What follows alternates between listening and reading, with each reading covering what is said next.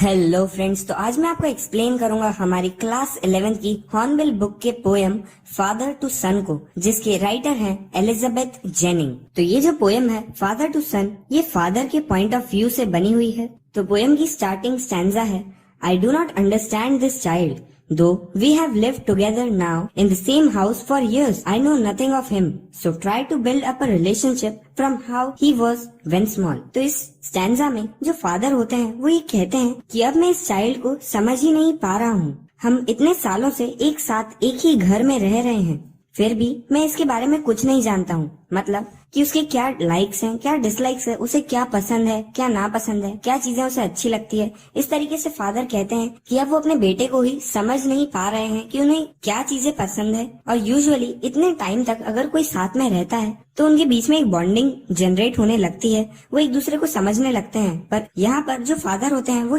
कहते हैं कि वो अपने चाइल्ड को बिल्कुल भी समझ नहीं पा रहे हैं, वो उसके बारे में कुछ नहीं जानते हैं और वो ये चाहते हैं कि उनका ये जो रिलेशनशिप है वो वैसा ही हो जाए जब वो चाइल्ड जो था वो छोटा था, क्योंकि तब जो फादर और उनका जो सन था उनके बीच में बॉन्डिंग काफी अच्छी थी और अब वो बॉन्डिंग बिल्कुल भी वैसी नहीं रही है। तो जो फादर होते हैं वो कहते हैं कि काश हमारी बॉन्डिंग पहले जैसी ही हो जाती है। इसके बाद जो सेकंड स्टैंजा है वो है, yet have I killed the seed I spent or sown it where the land is his and not of mine. We speak like strangers, there is no sign of understanding in the air. This child is built to my design, yet what he loves I can not share, silence surrounds us. तो इस stanza में जो poet है वो ये कहना चाहती है कि हर फादर चाहता है कि उनका जो चाइल्ड है वो उनकी बातों को माने और उनका जो चाइल्ड हो वो वैसा ही बने जैसा उनके फादर चाहते हैं। उसी तरीके से जो फादर होते हैं वो ये कहते हैं कि मैंने एक सीड लगाया था, एक सीड को सो किया था और वो यही एक्सपेक्ट करते थे कि ये जो चाइल्ड है यानी ये जो ट्री है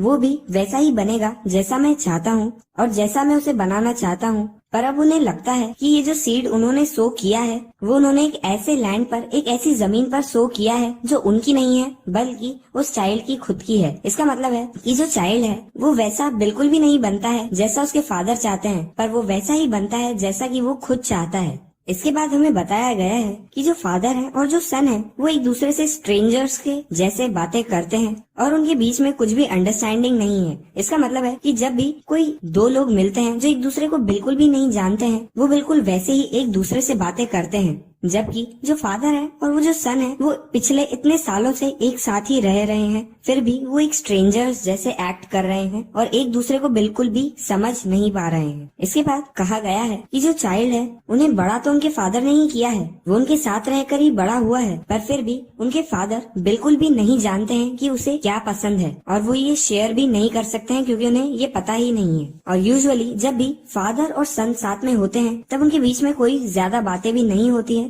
बिल्कुल साइलेंस का माहौल बना हुआ रहता है, बिल्कुल शांति का माहौल बना हुआ रहता है। इसके बाद जो अगला स्टैंजा है वो है, I would have him prodigal returning to his father's house, the home he knew, rather than see him make and move his world. I would forgive him too, shaping from sorrow a new love. इस stanza में जो father है वो ये कहते हैं कि वो अपने सन को प्रोडिगल बनने देंगे। प्रोडिगल का मतलब है एक्सेसिवली एक्स्ट्रावेगेंट, मतलब बहुत ज्यादा खर्चा करने वाला, और साथ ही में उसे अपने मन की करने देंगे या फिर उसे जो अच्छा लगे वो करने देंगे, जिससे कि वो अपने फादर के साथ रहेंगे, अपने फादर के घर में ही रहेंगे। क्योंकि अगर वो ऐसा नहीं करते हैं और उसे बात बात पर चिल्लाते हैं या उसे दूसरी तरीके से कुछ करने के लिए कहते हैं तो हो सकता है कि वो अपने फादर के साथ रहना अब बिल्कुल ही छोड़ दे और वो अपनी ही एक अलग वर्ल्ड बना ले, बिल्कुल अपना काम ही करता रहे और उसे कोई मतलब नहीं हो अपने घर से। जैसा कि इस लाइन्स में लिखा हुआ है जो है, I would have him prodigal returning to his father's house,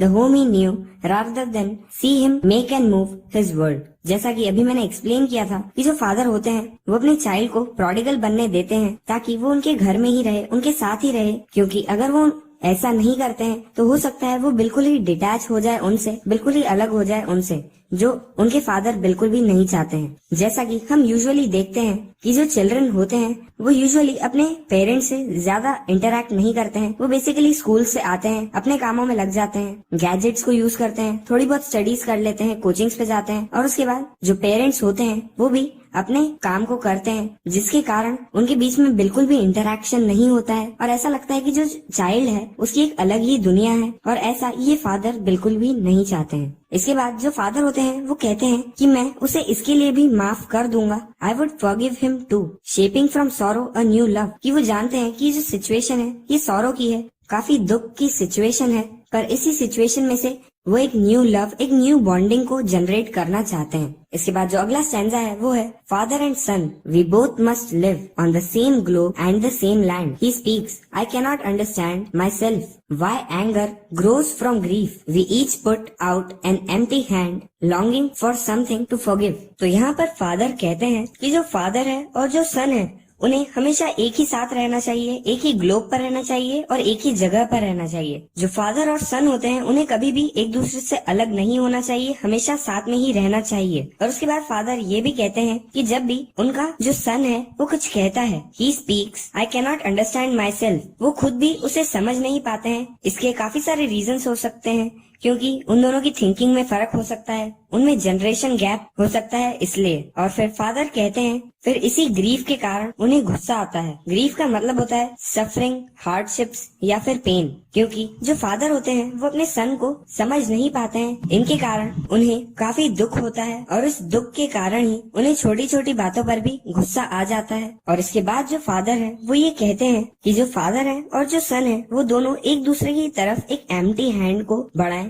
इसका मतलब है कि जो फादर है और जो सन है भले ही बाहर से वो ऐसा दिखाए कि वो एक दूसरे से गुस्सा है या फिर एक दूसरे से नाराज है, पर अंदर से वो एक दूसरे को दोनों ही बहुत प्यार करते हैं और वो एक दूसरे के साथ रहना भी चाहते हैं, पर वो अपने इसी प्यार को एक दूसरे के लिए एक्सप्रेस नहीं कर पाते हैं और इसीलिए वो एक दूसरे के साथ रहने के लिए बहाने ढूंढते हैं जिनसे वो एक दूसरे को माफ कर सकें। Longing for something to forgive, कि वो एक दूसरे को माफ तो करना चाहते हैं और इसके लिए बहाने बनाते रहते हैं या बहाने ढूंढते रहते हैं जिससे वो एक दूसरे को माफ कर सकें और एक साथ रह सकें। तो इसी के साथ खत्म होती है हमारी ये पोयम फादर टू सन। तो अगर आपको ये वीडियो पसंद आई हो तो प्लीज इस वीडियो को लाइक करें और अगर आप ऐसी ही वीडियोस को देखते रहना चाहते हैं तो इस चैनल को सब्सक्राइब करें। अब मैं आपसे मिलता हूँ अगली वीडियो में। Thank you.